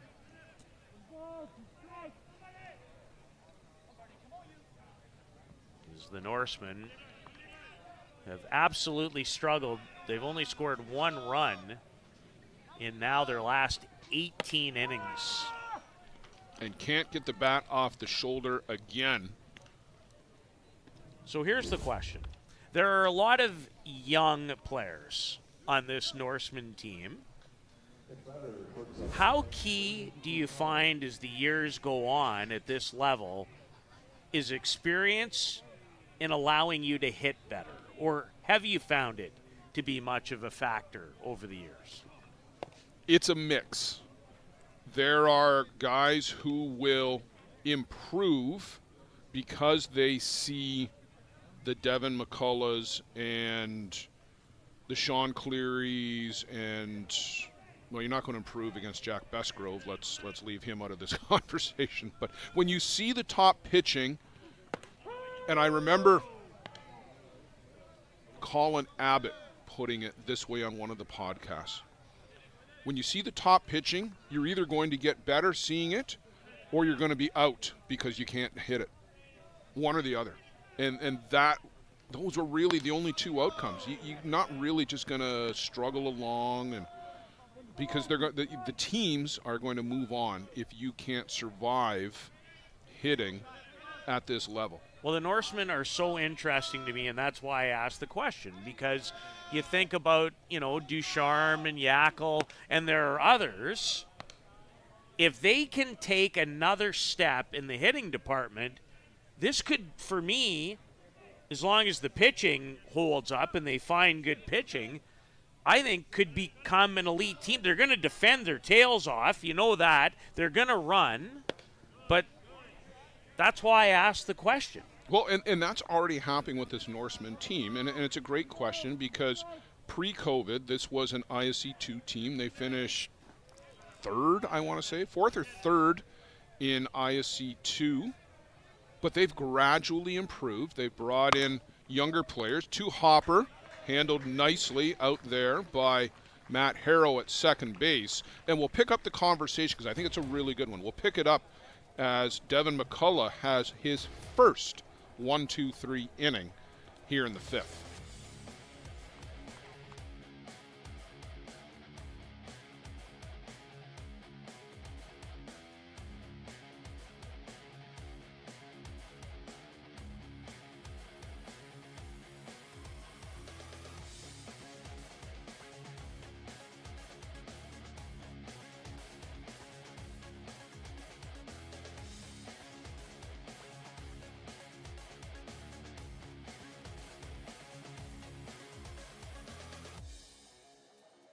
For the best Bear Tent banter on the airwaves, listen to Dust Up with Hilly and Lolly. Here's some of the biggest stars chatting with two of Newfoundland's own, Jason Hill and Steve Mullally. It's unfiltered and uncensored. Dust Up with Hilly and Lolly, wherever you get your podcasts. Yes, bye.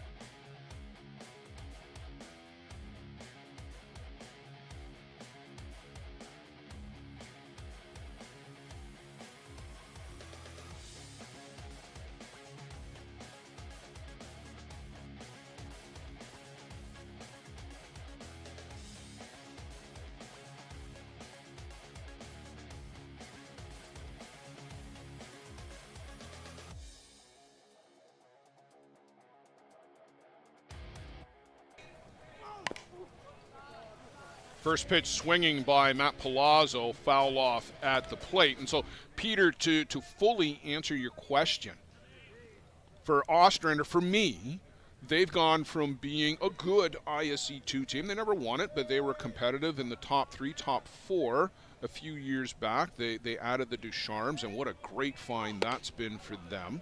They've added some other young players, a couple of veterans like Tyron Barterillo. They've had some good pitching go through here. Daniel Chapman started here. Sammy Villavazzo has come in here now. And they're just outside the top 10. They play a very good schedule in the Midwest. They play the top events that they can get to. They haven't come up to Ontario and tried the Ontario circuit, but that's a bit of a hike for them. That's a probably minimum 15-hour drive, I would think, from the St. Paul area where they are in Minnesota. It absolutely is. No, it's when I look at these teams, and maybe it's not in the right way, because in this sport at the highest level, things can change very quickly. But this group in particular has, because I always believe in, can you find a core of 3 or 4 guys, and now can we build around that? That, to me, is always the basis of a lot of teams. And they, to me, with Yackel and the Ducharmes and maybe even Czech, and I don't think Meshke's all that old, but if you can keep your core and continue to grow and get better, but the hitting question to me is always an interesting one. And I do think you probably need, in my opinion, 2 or 3 years of facing the best of the best to really know whether you can get there or not. Yeah, absolutely. Sammy Villavazo mixing in changeup after changeup, much to the frustration and chagrin of Matt Palazzo, who gives his bat a couple of slaps on the way back to the dugout. A real good mix there from Matt Palazzo. Palazzo's been on the international scene for a long time. I think you have to go back to 2007 for the first World Cup he played in. Called strike to Franco Orteado. So ultimately, playing at this level and seeing the good pitching for natural athletes like the Ducharmes, I think Spencer Yackel, they're only going to get better as Orteado punches this one through the hole. A big turn at first and comes back to the bag. It's only going to make them better. Well, the exciting thing, about this tournament is when I look around the circuit now, you see a lot of really good 20, 21 to 24-year-old type players.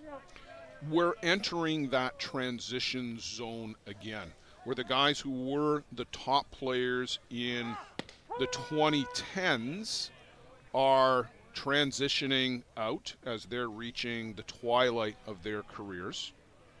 And we've got a new crop of kids coming in. And a lot of them are international players, which is a bit of a shift. Absolutely. Not that there weren't great international players, and there have always been great international players. You go back to the 80s, there were great international players.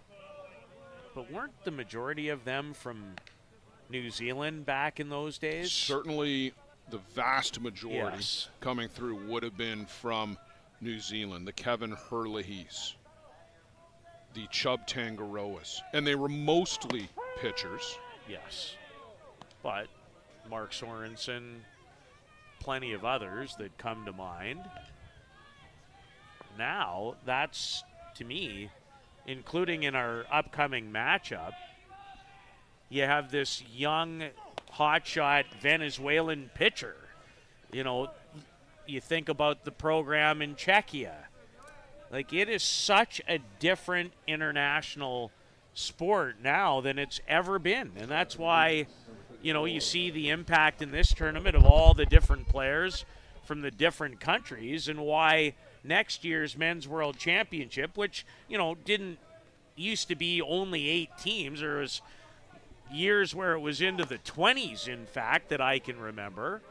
But now, you might have the most competitive 8-team tournament of all time in Prince Albert. I don't think there's any question about that.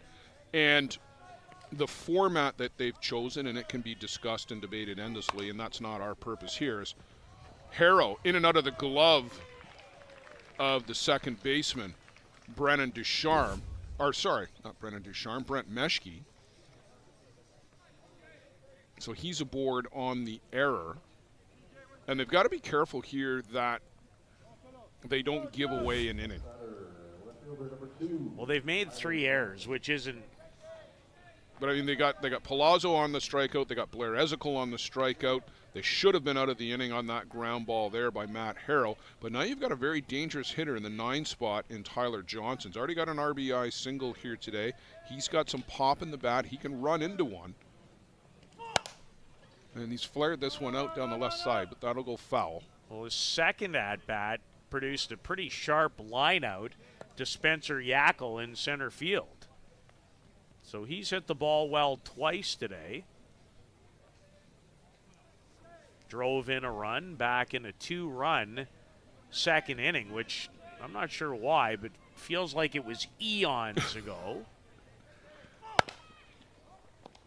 And there's a easy way out for the Ostrander Norsemen as the shortstop, Braden Ducharme,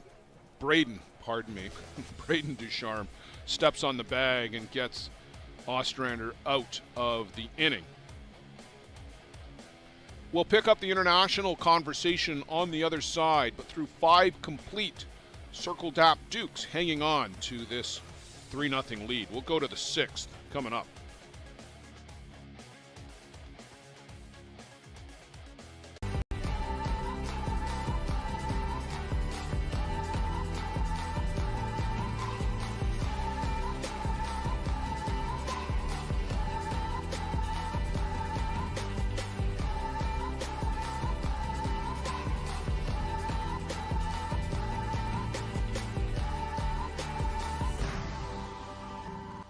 Dreamcatcher, inch by inch, we'll fight to make the lives of First Nations people in this community, this province, and on this continent better. I know we have a long way to go, but I'm proud to say as long as our people have a need, Dreamcatcher will be there for them.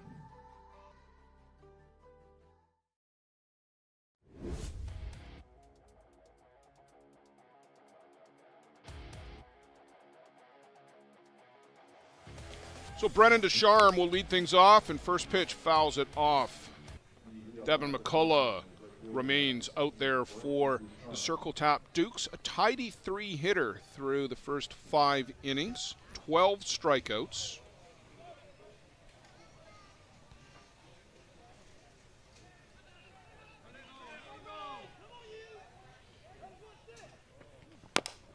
High hopper.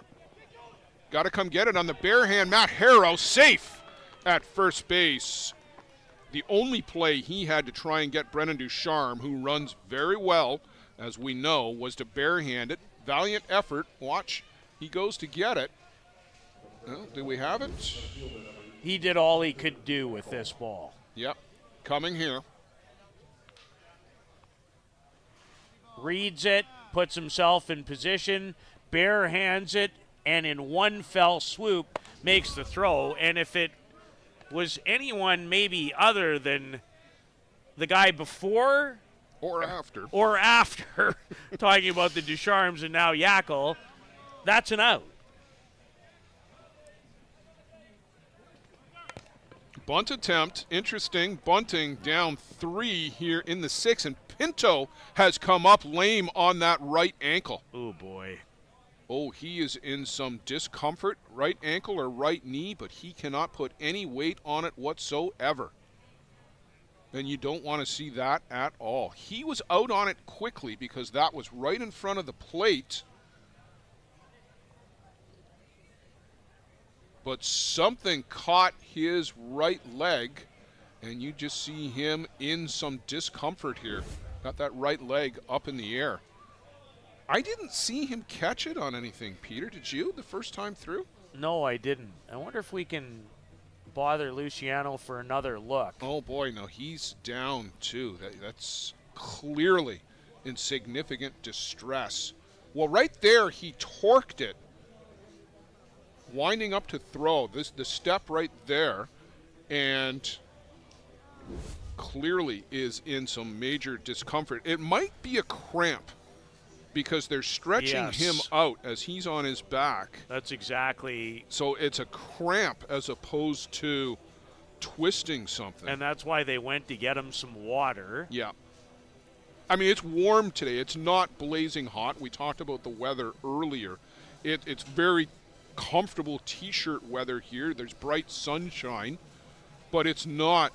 And we've been in places like Moline, Illinois, where it's just been blazing heat. Certainly not that here today. No, it's a spectacular day today. Temperatures got to be in the 23 or 24 Celsius range. For our American friends, that's time to convert is what it is. It is time to convert. Nicely done. In the mid 70s range.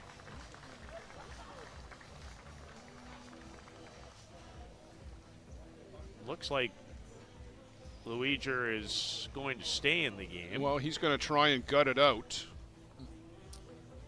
Believe it or not, you know what works quite well in these situations? Eating bananas. Bananas with the potassium. Yeah, exactly. Scott Standerfer is just down to check on Luiger.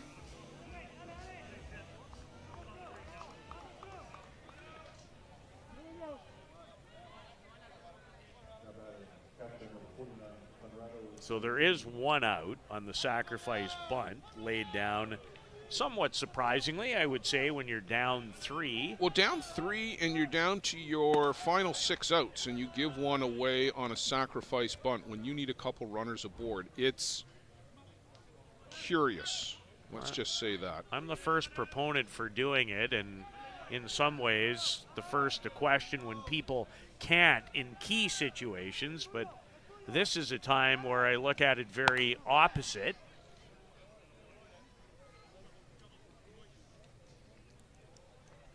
But in the case of Yackel, who runs exceptionally well, he was bunting, I think, more for a base hit than he was just trying to move a runner.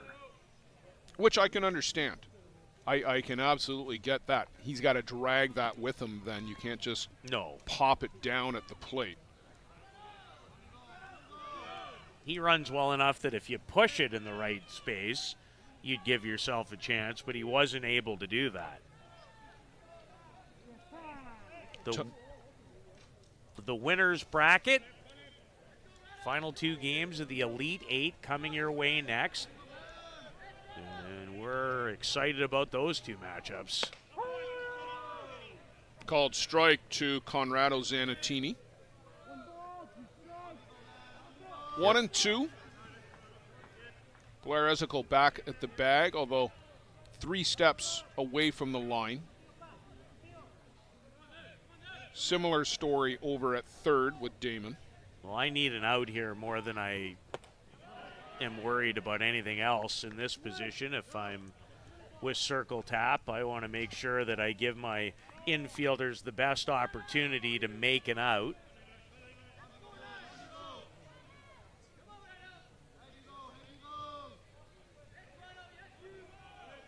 As the shortstop, Orteado, is in a little tight for... Lifted way up in the air, but on the infield, Harrow will range back 2 steps near the grass for the second out, and that's a big out because it takes a power guy off the board for Ostrander. Brent Meshke, a gap hitter, not somebody you would normally expect to hit the ball out of the park. He can, certainly, but that's not his game.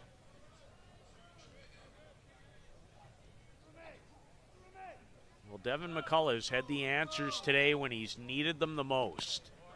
Well, he skips this one in, and that's a good job by Pinto to block that, get in front of it. There are some guys who will throw the glove at that, Peter, and try to olay it. That is how you get in front of a 42.5-footer. I don't think that helped the cramping scenario much either. Well, he certainly looked like he was struggling with the balance there to get back into the set position, didn't he? That was difficult to watch. Foul to the screen. Meshke had an excellent United States Nationals, or the ASAs, second team All-Star, 4 for 13 in the 2023 edition of this tournament. He'd love a hit here. Be a big momentum swing for a team that hasn't scored a whole lot. 1 run into this, their 3rd straight game.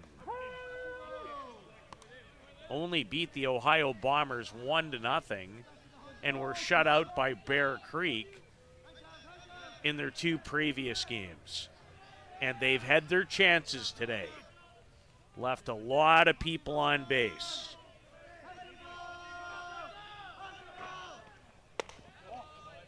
Seven they've left stranded.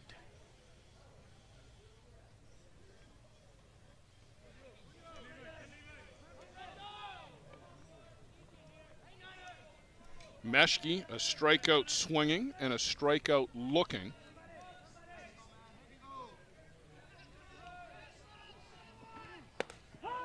Called strike 3, and Pinto still tender on that right leg as he wanted to come up throwing. But I'm just watching him walk off the diamond, Peter, and he's not 100% yet. Not even close.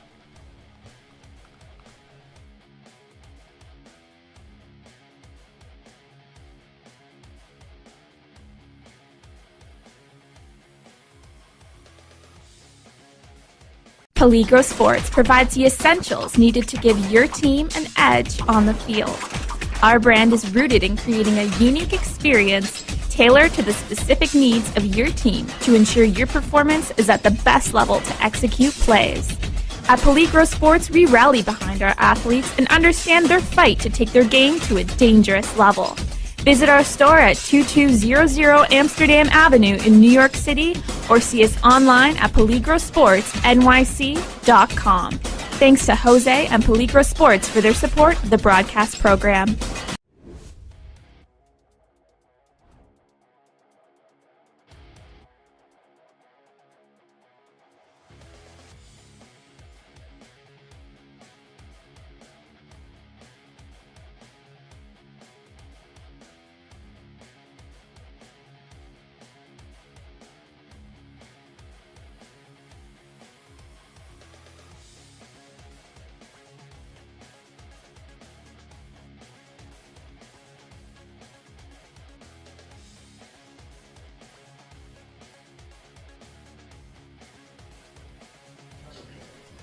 Well, there's Tim Maz. You had a quick look at him as we come back to action in the home half of the 6th inning. Peter, a whole flock of zeros up there for the Norsemen, and past the 2nd inning, a gathering group of zeros for the Dukes as well. You have to credit Viavazo. And there's some flashy defense down there by Gonzalo Ojeda. As a hot shot off the bat of Scott Patterson. He goes up in the air and snares it. Love to see that one again. That's so frustrating as a hitter. You hit it right on the screws and absolutely no luck involved. Nice play by Ojeda to react as quickly as he needed to.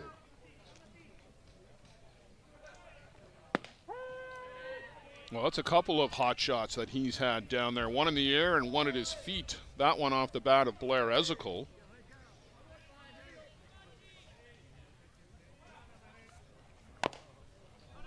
That's foul.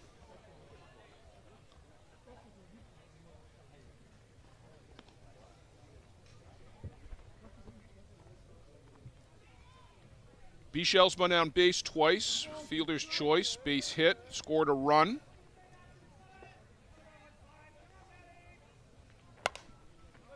Tries to poke that one down the right side, but it'll go foul into the stands and almost into the back pocket of somebody using the back row as a vantage point for the game on the other diamond. And was turned the other way. You're right, it almost ended up in his pocket. Surprise. Keep an eye on the diamond. Well, it's a good spot to be able to peek around until that happens. Laced out to right field. Callum Bichel with his 2nd hit of the day. And up to 2nd. Peter, I looked down at the scorebook to mark the base hit, and I look back up, and Bichel's on 2nd base. Yeah, the reason is because Brendan Ducharme in right field had trouble handling it. Couldn't come up with it cleanly in the bobble, which probably will be scored an error, and if it is, be the 4th one. It's actually quite surprising that they haven't been penalized more for their defensive miscues for a team that I don't think normally would make a lot of miscues. No, you would not really count on that from Ostrander. They've been defensively sound largely the bulk of the year.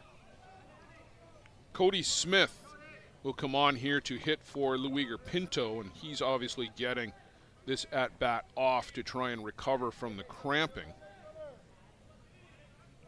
Well, one of the exciting things for Circle Tap as Smith takes on the inside corner, Callum Bichel only had 1 hit coming into today. You mentioned he'd been their leading hitter all year long. Well, he's got 2 in this game. That will be something Circle Tap's going to need if they're going to progress further. A little tapper on the infield, and Cody Smith retired 1-3. But he moves Callum Bichel up to third base on the play. So a wild pitch or a pass ball away. Haven't seen really many, if any of those, really, from Sammy Villavazo this afternoon. As I say it, up and in to the plate and safe. Sometimes you just think of things and they happen. Well, Echeverris has just entered the game for Villavazo. Of course, yes. Thank you. No, and had to remind myself that's the only reason, because I really wanted to watch what he had to offer. And that time, Bichelle, no hesitation to score the 4th run. And that may be more than enough to salt things away for Circle Tap here. Yes, Matias Echeverris has been pitching this inning.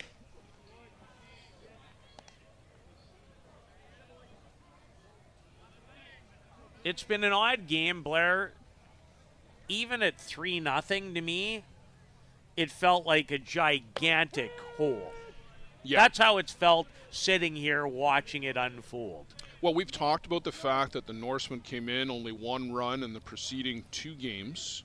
Circle Tap, 1 in the first, 2 in the second. You almost felt like they were going to score 3 in the third, 4 in the fourth at the rate that they were going, because they were getting guys on base. They were taking advantage of the opportunities. And conversely, as we've talked about, Ostrander has stranded a boatload of guys here this afternoon. Haven't been able to get that hit just when they need it, as this one is lifted up to center left, and ranging across is Spencer Yackel. Boy, he makes that look easy out there, doesn't he? He does indeed. It's funny, Blair. The most key at-bat might have been the strikeout on Yackel with the bases loaded in this game going back to the 3rd.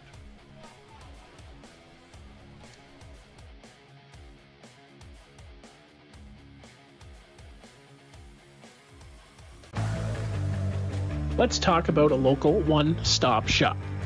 Live Well for Life is just that, a fitness, nutrition, and therapy facility all under one roof.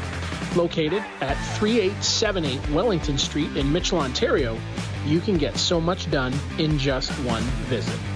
A full complement of staff on hand include chiropractic, massage, and personal training to get you back to your healthy self.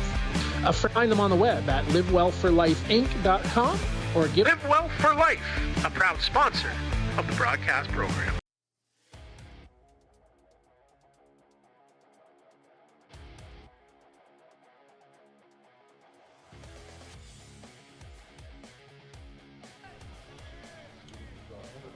Well, there is a look at Softball City.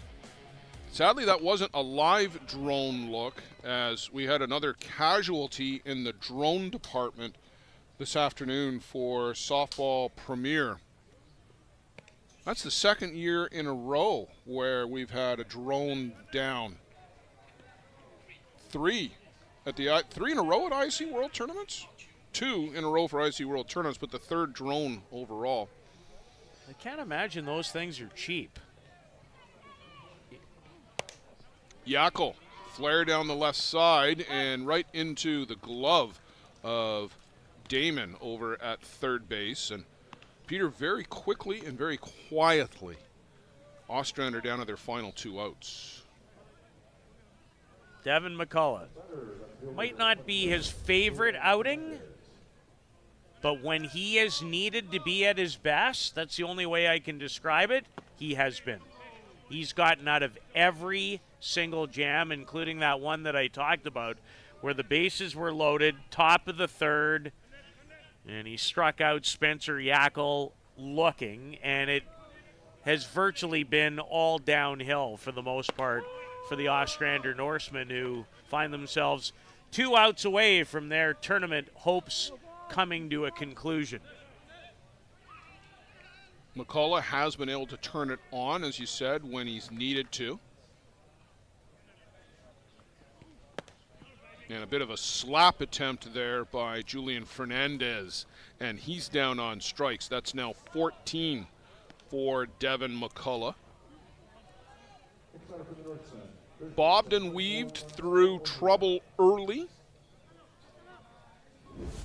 but they've only had one base runner in the 5th, the 6th, and now 2/3 of the way through the 7th.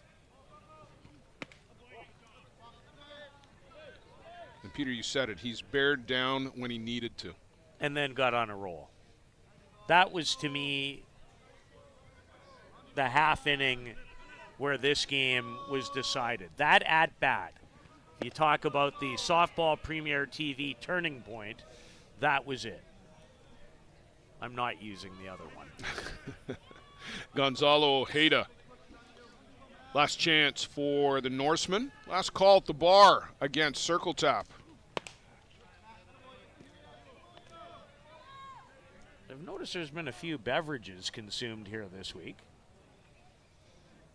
At a men's ball tournament. Yeah. Who knew? We'll have to launch an investigation into that one. Call Stone Cold Steve Austin. It's a stunner. Nice catch by Iran Torres. One of the JB Bombers in action next against the Hill United Chiefs in some pitching matchup. Yeah, I'm looking forward to being an interested spectator in that one. We'll go find the best available seat in the house. And then the Northeast Drillers in the Oma Tigre to close out the Elite Eight in the winners bracket. The Gremlins and the Bear Creek Express advanced to the Final Four of the winners bracket with wins last evening. Dead ball foul at the plate. Ojeda will pick it up and hand it back to Luiger Pinto. The pitching matchup at 8 o'clock, Peter, promises to be, or at least is expected to be, a rematch of the 2019 World Cup final, Huemo Mata and Rio Koyama. And that went 10 innings. Koyama was excellent in his last outing here. Swing and a miss. That's the ball game. Devin McCullough scatters 4 hits. No runs. And the Circle Tap Dukes will move on to survive another day here in the redemption round. The Norsemen will finish 2-2. But Devin McCullough, Peter, seemed to be able to turn it up when he needed. Yeah, struggled a little bit early.